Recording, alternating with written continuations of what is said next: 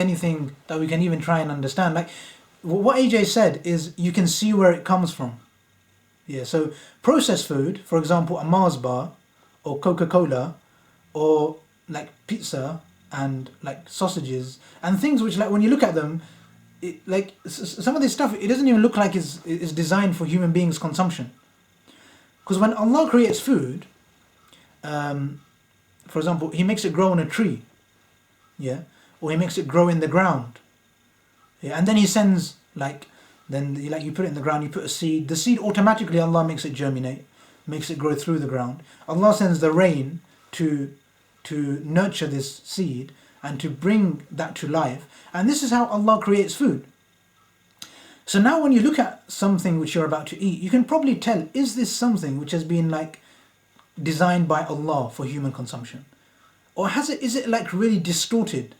Is it not like designed for human consumption? So just asking that simple question, like how processed is this food?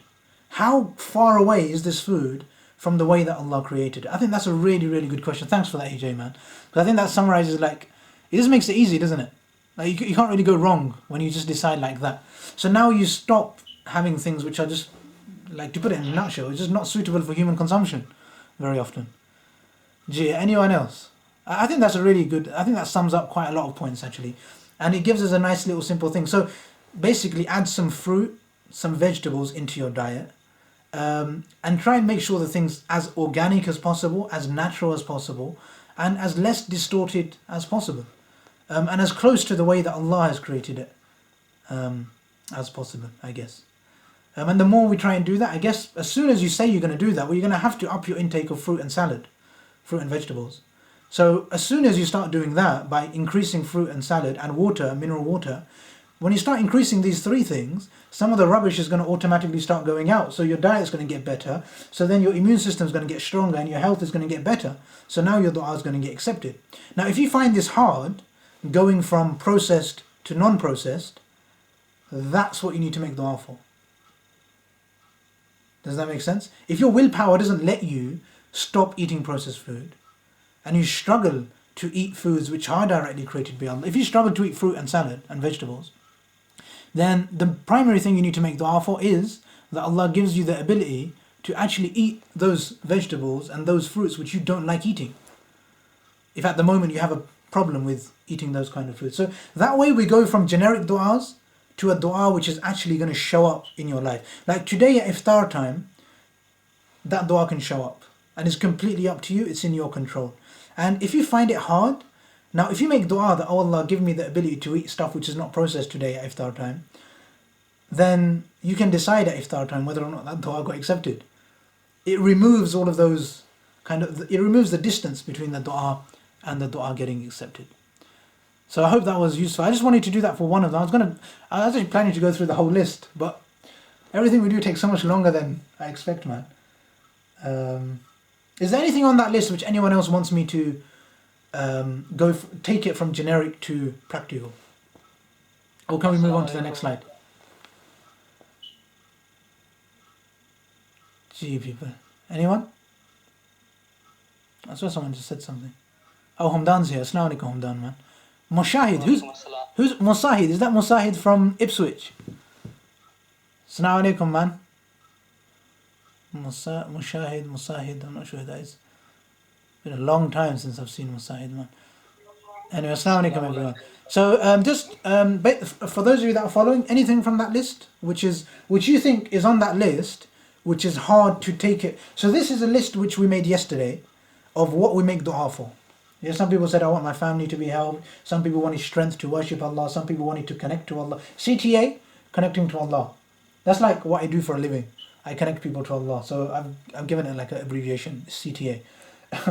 Service, like how can you improve the way you serve the world? How can you manifest the gifts of Allah better? How can we, COVID-19 eradication, that was one of the du'as. Somebody made dua that can we eradicate this? Ease suffering for the Muslim Ummah, humanity, connection, goals, money, abundance. These are some of the things that came up. And what I just wanted to do today is make sure that we're capable of taking any of these generic du'as and making them specific. If the sisters want to not speak, then they're also welcome to use the chat The brothers are as well. Like, everyone's welcome to use the chat as well, and I'll read through there. But anyway, okay, if everyone's happy with that, we'll move on to the next slide. Next slide is my du'as, man. So this is the du'as which I make. So obviously, like I promised, I said I'm going to go through this. Hamdan, have you started the course? did you get onto YouTube? Yes, bro. Yes, bro. I did. Alhamdulillah, man. I watched like 3 videos of him, so I've got the other That's- 3 left to watch. Okay, that's good, man. You're only meant to do one every day, man. So we're just doing day 1 at the moment. Oh. Okay, so I'm going to give everyone a chance. I'm gonna go back and watch him again then. Okay, no worries, man, no worries. So I'll go through the rules again in a minute. But for tomorrow, I know Ian and AJ are well ahead of everyone else. This is a common trait of people who revert to Islam. They always beat the Muslims who are born Muslims. They're just so ahead of us, man. They teach me a lot of things as well, man. I learn a lot from Ian and AJ, if I'm honest.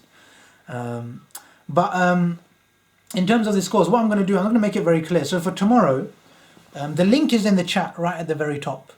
Yeah, so if you open the chat and you go to the top, there's 2 links there. One is to the intro and one is to day 1.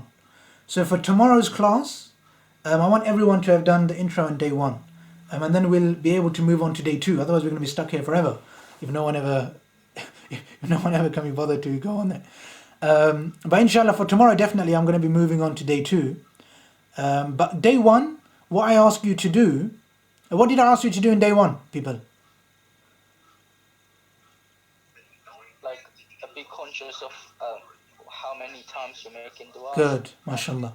So day 1 is basically make a list of how, and make a list, not just be conscious. The task is to get a pen and a paper and make a list of the du'as you're making at the moment in a 24-hour period.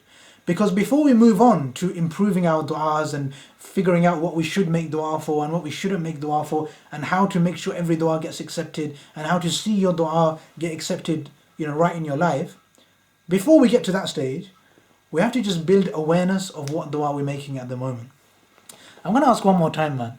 So from the people that are here, Wissam, Imran,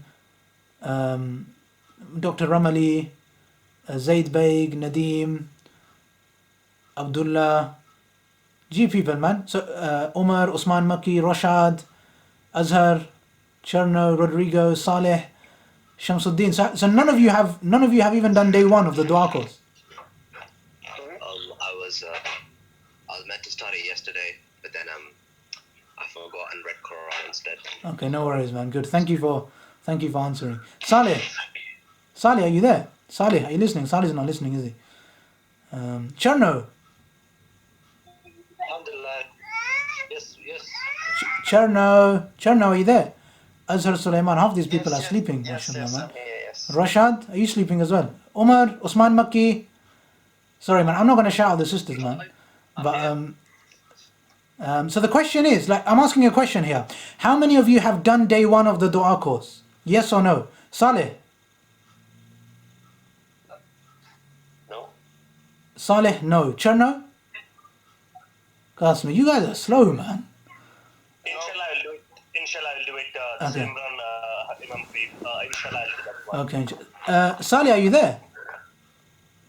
Mashahid Shamsuddin. Anyway, man, I'll leave you guys alone, man. Anyway. Qasmi, man. So based on this, this is day 1, which I did, which is again just make the list of what's going on, and this is the list which I made for today. So I don't think there's too much new things in there, but I think if I go through it, it might just help everyone make their own list as well. So even if you don't get a chance, even if you're not sure of how to go on YouTube, the simple task is to just make a list of the du'as you're making at the moment and get in touch with them. So with myself, when I wake up, I'm able to read the dua, Alhamdulillahi alladhi ahyana. And I try and do a bit of gratitude as soon as I wake up. So this is kind of Alhamdulillah. So for example, being grateful for the fact that I can breathe and actually walk down the stairs for sehri, for suhoor. So that's the first thing which I kind of managed to do. The second thing I've noticed, I usually like to make dua for light. And I'll give you this dua at the end, inshallah. There's some beautiful duas which are there. Obviously, even the Quran refers to human beings as light, as our soul, as a kind of a light for us. So I usually try and make a dua for kind of being a light, being more illuminating a couple of times every day. And then I thought about it. I thought it probably makes more sense to make dua for light at night time. So at the moment I kind of do it at Fajr in the morning, after Fajr and after Asr. But I thought it'd probably be nice to do it at night time and see how that would probably be quite interesting. But yeah, so this is just my notes on what happened.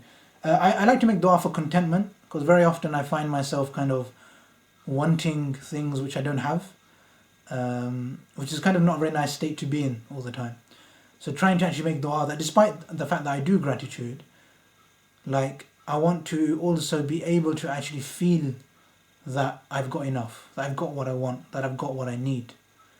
So that's something which I really like to make dua for. So that's something which I usually make dua for after my prayers, and I've managed to actually get that as a trigger. So if like I find myself chasing something, or like really desperate to get something which I don't have, I usually am able to kind of notice that.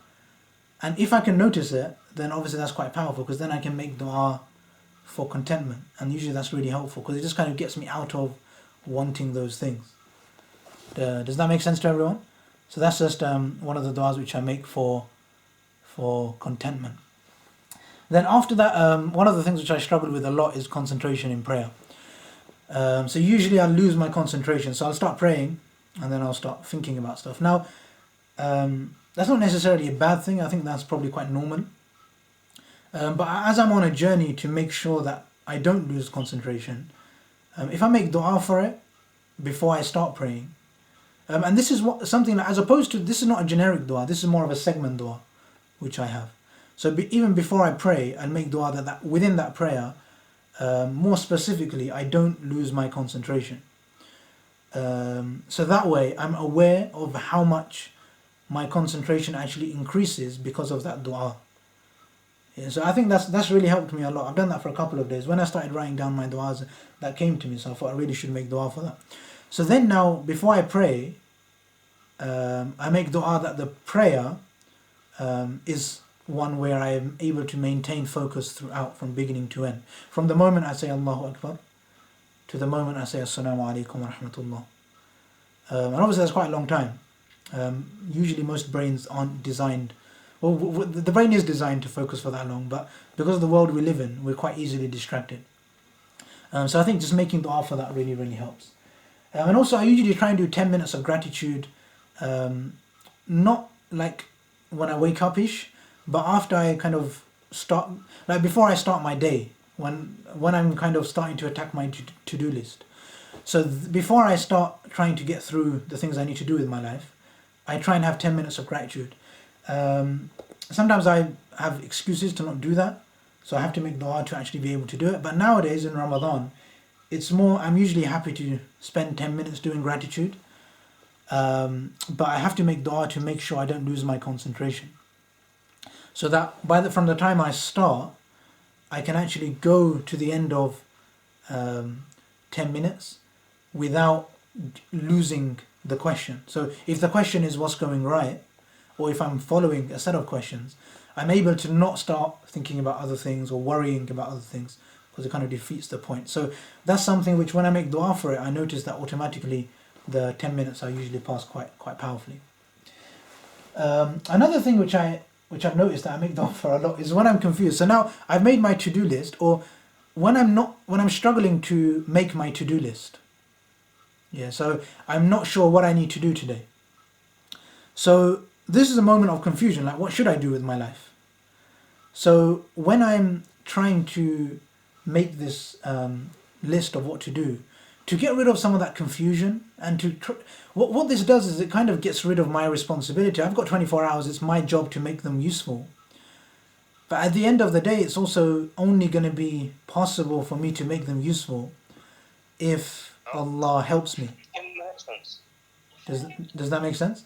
So that's why I kind of... Anan, are you awake? No. Um, Anan. Labs. Stop muting. Okay, so at the time of making the to do list, what I find is that it's a lot easier to, when you make dua, it gets rid of a bit of that burden which you have, because you have that confusion, like what should I do? Should I call a person? Should I email this person? Should I send a message to this person? Or should I not do any marketing and just focus on building a blog, or whatever it is, that whatever decision needs to be made. When you make dua for that to-do list itself, for your own action points, that takes away a lot of the burden. So it's just easier to choose things, stick to them, and you notice that it's easier to actually get through them as well, because you've asked Allah to guide you there. And also to arrange the to-do list, like what comes first as opposed to second and third. And usually it's best to do the hardest thing first, which is quite obvious. But also sometimes if you ask Allah to help you, like what should I do first? What should I do now? And then what should I do next? Then that also helps me get through those things. So these are more du'as for actual segments of the day as opposed to just what I want.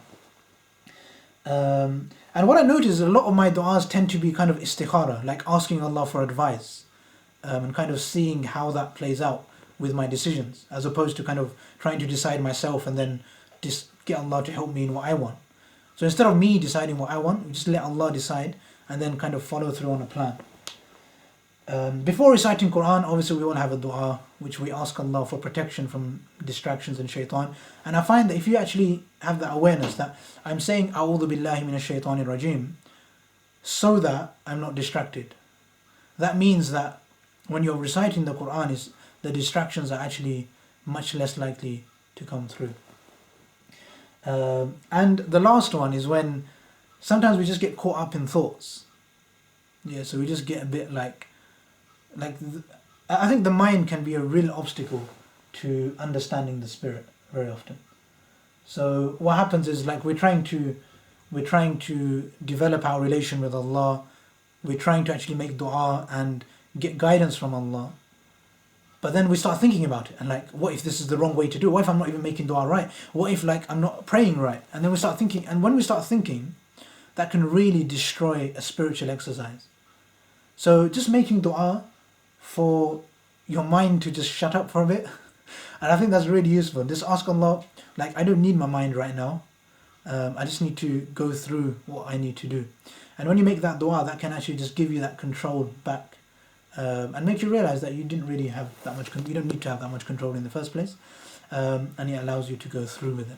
So that's some of the things which came up on my second day of doing the first day of the course. Does that make sense to everyone? So I'm still on day one. I know Ian and AJ are well ahead of everyone, and I think it's a bit embarrassing actually sometimes when I speak to Muslims, because obviously most of the people that I teach are Muslims, and I've learned to actually speak to them. And I kind of speak to them now as if like they don't know that much at all, which is kind of the truth. We're very in the dark when it comes to our spirit and in terms of our connection to Allah. And some of the Muslims actually get quite offended when you tell them this. Like, I was trying to speak to somebody the other day, and he was like, "You're speaking to me as if I'm a convert," which I thought was very interesting, because this is, like I say, knowing is often the biggest enemy of learning. So somebody who's actually reverted to Islam, because they have this mindset that there's so much to learn, I need to take all this stuff in, and it's so great, and I'm connecting with Allah, and my taqwa is going up, and I'm fasting, and all of these amazing things are happening. So they're in this mindset of just developing themselves, and curiosity is there. Whereas with Muslims, it's kind of the other way around. Sometimes, because we're born Muslims, and we grow up making dua, we grow up praying, we grow up saying all these du'as to Allah anyway, because of that, that's what makes us so out of touch with our spirit and with how dua works very often, because we think we're so good at it, and I think that's really the biggest obstacle. So I'm going to actually ask this very directly. Everyone here, for those of you that struggle technologically and are not sure how to open YouTube or to follow a link and to watch a video, it seems like a lot of you are struggling with this. Like, I think it's been 2 or 3 days. It's been quite a simple thing, like go on YouTube, and try the course.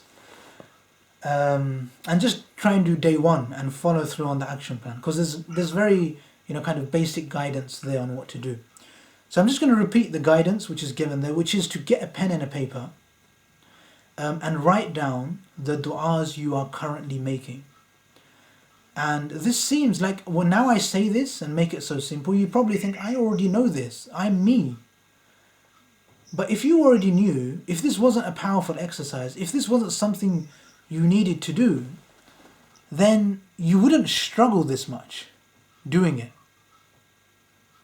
Does that make sense to everyone? The reason you're struggling, the reason there's so much resistance to trying to engage in this exercise is usually because shaitan's actually, I know we believe that shaitan's locked up, whatever that means, but shaitan like kind of develops thought patterns within us. And I know, like you guys who are here in the class, you're actually more advanced than most people. So obviously this might not, like you might be, like I can explain this to you and you'll be able to notice it.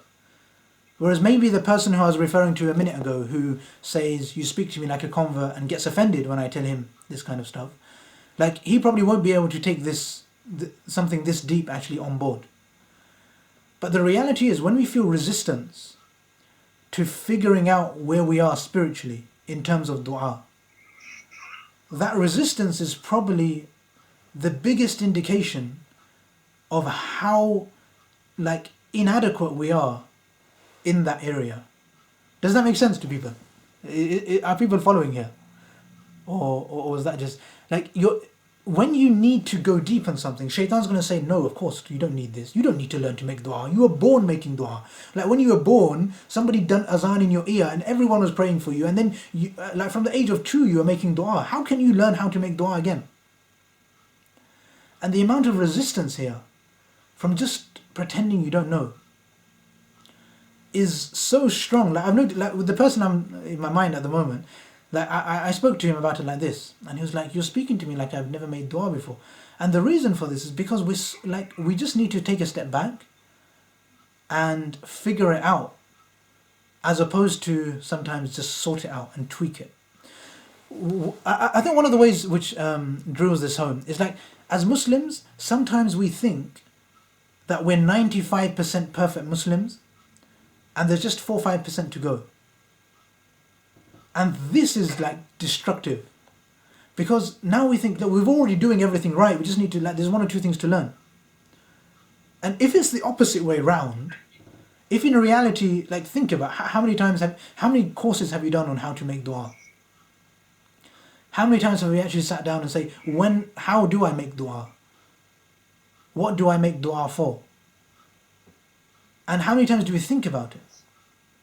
And when somebody tells you to get a pen and a paper and write down the du'as you make within a 24-hour period, and you can't do it, then like how come that is there? How come there's so much resistance there to this idea? And I think this is really, really like, because as soon as you do it, as soon as you get a pen and a paper and start writing, this is the dua I make today. Today, on the 17th day of Ramadan, I made this. This is the dua I made from the beginning, from suhoor to iftar. These are the duas I made. And when you're able to write them down and look at them and assess yourself, then improvement is just automatic. Then it's not a problem. But very often, because we're in this place of knowing, and we're a bit resistant to let go, I think that's what doubles the problems, man. Anyway. Imam Habib, can I just add a point? Yes, Imran. I think definitely the course is going to help. Inshallah, I'll have it through Habib. But things that strikes my mind is the way I say is, dua is such a personal and emotional thing that is between an individual and Allah Subhanahu wa Taala. What I see is how do I structure what I need for this world and akhirah, and that's such a personal communication between me and my creator of how I want to ask the creator. that's how I think that's how I feel. It's about, if someone asks us how much you love your mother, it's very difficult to define it because you can't. And similarly, if I have to make a dua, it's such an emotional and a personal thing that it has to come from what I really want, and that structures it. From what we have taken today and yesterday, and without seeing those scores, I did feel that there are few points which strike me thinking, oh yeah, that's right. I should do like this, and I believe that course will help us. But again, I still believe the dua is so emotional that it can't be very structured to say this is how I want to do it. Because if you structure it, then it's not emotional. If it has to come out from your heart of what you want to ask the Creator, that is so spontaneous that it will come out. That's just my observation and how I see communication between me and my Rabb. Yeah, that's a good point, Imran. Definitely, yeah, man. I don't know how to answer that, man. No, it's a really good point. What I'd say is the problem I see very often is not so much like I'm not trying to tell you to do it right. Yeah, I'm not trying to kind of intervene so much. Does that make sense? That's why I'm not giving rules. If I was saying like dua should be like this and not like this, then I would say please start doing these 5 du'as from tomorrow. Yeah, that's what I'd say to do. I would say that there's a right way of doing dua and you're all doing it wrong and you need to change and start doing it like this. But in all honesty, because your point's so true, Imran, that's why I don't say that. Yeah, because dua is yours. It's not mine. Like, it's not actually for me to tell you how to do dua. But one of the biggest problems I see, definitely with Muslims, is that there's a lot of what I call unconscious energy around dua. Yeah.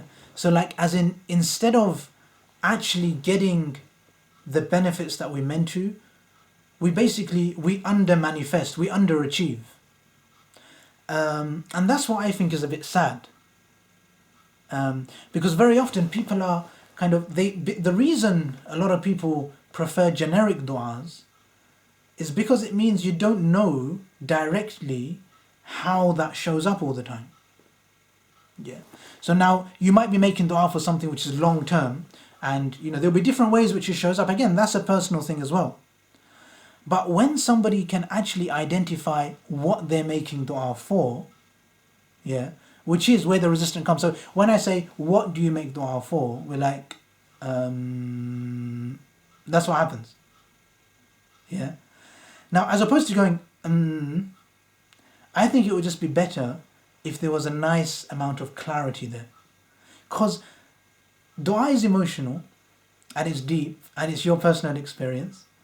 But at the same time, it's also super powerful. I think what sometimes is underestimated is the result.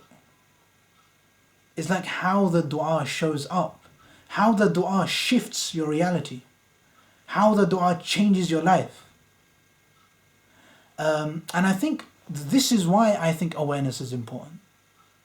Because once you're able to write down, today I made dua for X, then you can also say that today X manifested in my life.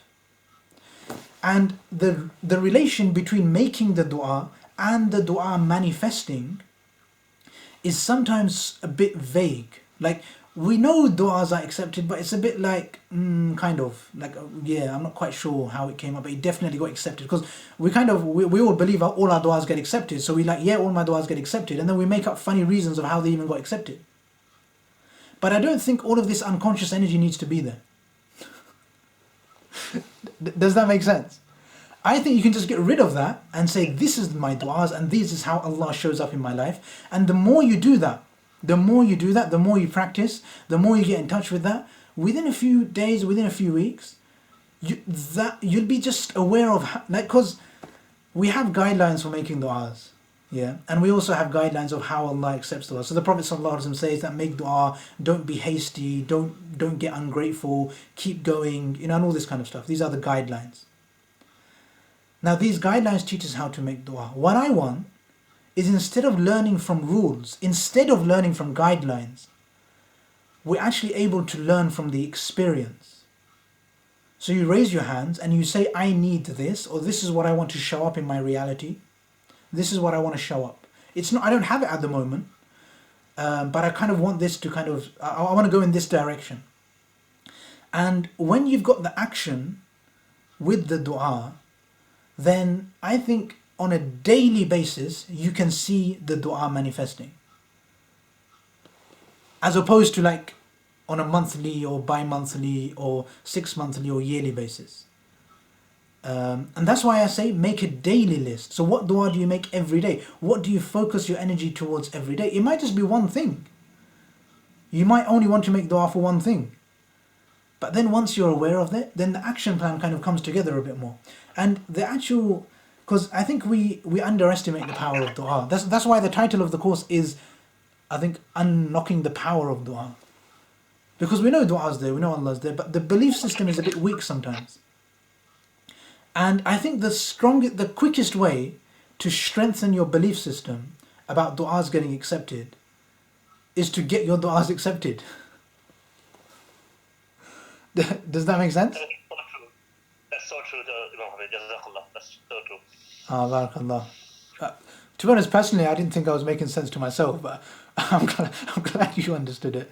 Alhamdulillah. I think I agree. I think the emotional bit still remains true, but what you mention is how do you plan yourself of how you want to ask it and make it. I mean, a good example that you mentioned was good. That if I'm eating something which is not healthy, and to ask Allah subhanahu wa ta'ala to make me healthy doesn't make sense. But to ask Allah subhanahu wa ta'ala, how can I restrict my desires of not to eat unhealthy food, is a dua to make. To ensure that I have good health. I think that's so much true. That's right. Personally, going back to that list, which is on the screen now, although those are all generic, I think you can take any of them and come to a direct action point.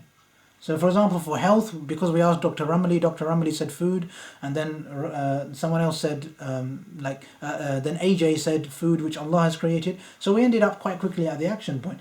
I think we can take all of our du'as. So the problem happens is because we don't have a list of our du'as already, because this list here on the board now, this is a list we made yesterday. So this might not be your dua. This might be this might be someone else's dua.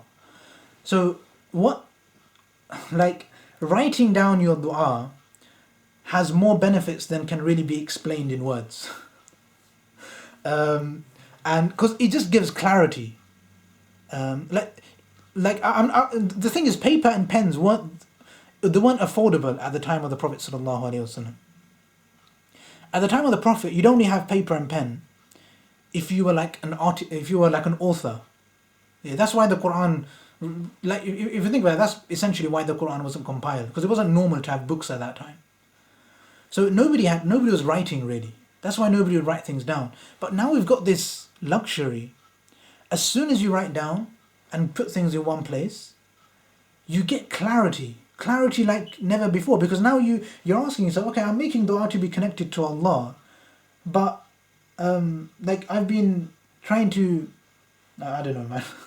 I've been watching more Netflix more than I've been reading the Quran, even though it's Ramadan. Does that make sense to people? So now, okay, you're making dua, oh Allah, make me really, really connected to you, make me close to you in paradise and all this stuff. But what are you doing for that?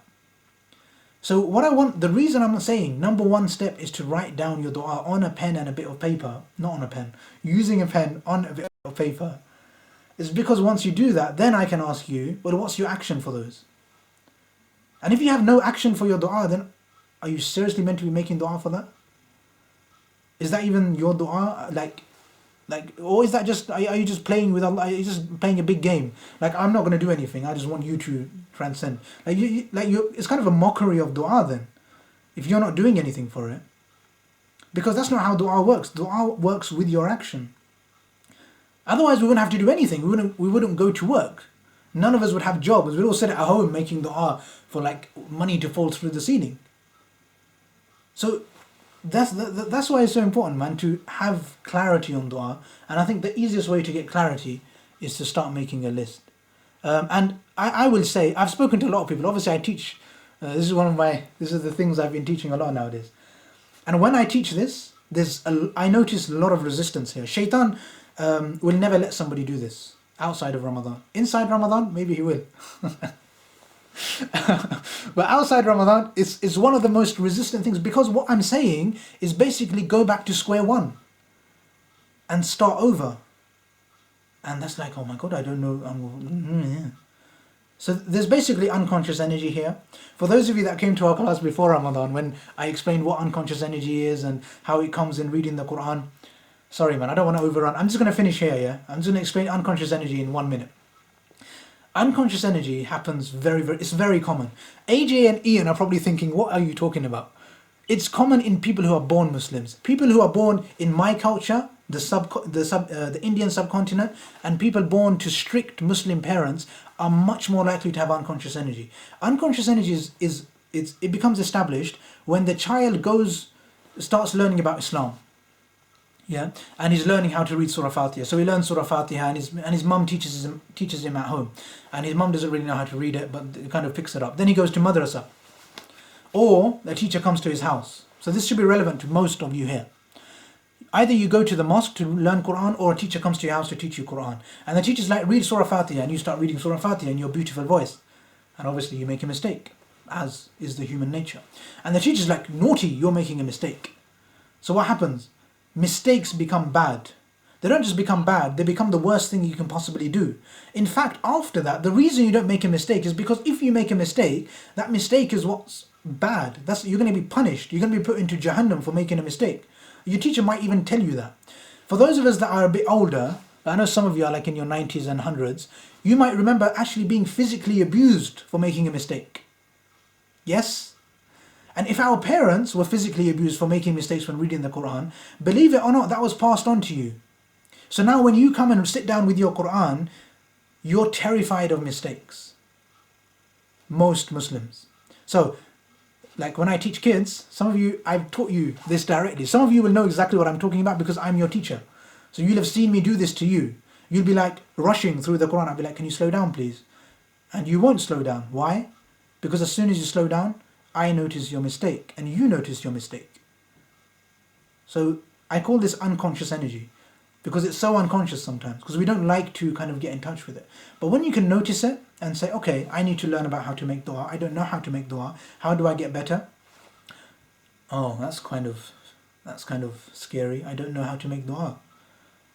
But once you stop being scared of that concept and just go into it and are happy to kind of learn about it, then I think our progress becomes quicker, man. But anyway, man, Qasmi, that was not the script at all. B, can I just say that this thing with unconscious energy, Yeah. I think that's what attracted me to Islam, because I knew nothing. I have so much negative energy attached to religion in general from my life so far. I'm sitting in my 60s, so I've had 60 years of having all sorts of things sort of crammed down my throat that were so negative. That coming to Islam was coming to a completely blank page with no energy attached to it at all. So I would have to, like you say, start from day one again. I think that's a really important point. Yeah, man. Kind of that's why you're so ahead of us all. Yeah, man. That's so true, man. Jazakallah, man. Jazakallah, everyone. Sorry, that went really off script. This was today's lesson. I've missed out the du'as. We'll go through it tomorrow, inshallah, man. Sorry, people, man. That was. I think that's. I've not gone that badly off script ever. But alhamdulillah, I hope it was good, man. And hopefully you'll all have a list of your du'as for tomorrow, inshallah. But jazakallah, man. See you all tomorrow, man. Inshallah. 6 o'clock, yeah? Barakallah. Assalamu alaikum, people. Alright, so my niece is here as well. Assalamu alaikum. Come here, man. You can say salam to everyone. Wa alaikum salam. Wa alaikum salam wa rahmatullah. Wa alaikum salam. Jazakallah khair. Barakallah feek. Jazakallah for coming, man. Good to see you all, man. Very insightful stuff. Thank you, man. Very insightful. Thank you. Jazakallah. Thank you, man. Okay. Assalamu alaikum. Assalamu alaikum. Assalamu alaikum wa rahmatullahi wa barakatuh. Wa alaikum salam, Adil, man. Nice to see you, man. How are you, son? Are you okay? Welcome. Thanks, Habib. You're welcome, man. Assalamu alaikum. That's fine. I'll try and join tomorrow as well. Inshallah. Inshallah. After work. Okay.